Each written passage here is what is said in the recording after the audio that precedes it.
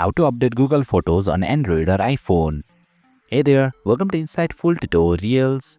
Without further ado, let's get started. Open Play Store on your Android device or App Store on your iOS device. Tap on the search icon at the bottom, then tap on the search bar. Type Google Photos and search for it. If the update button is available for Google Photos, it means a new version is available with the latest features.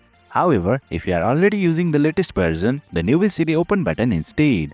To update Google Photos, simply tap the update button.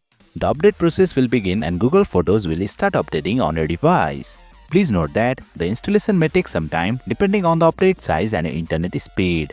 So please be patient. Once the update is complete, you will see the open button. Simply tap on it to launch the updated app, and there you have it. You have successfully updated Google Photos on your mobile device. That's it for today's video. If you found this video insightful, please don't forget to hit the like button and make sure to subscribe to our channel for more insightful tutorials.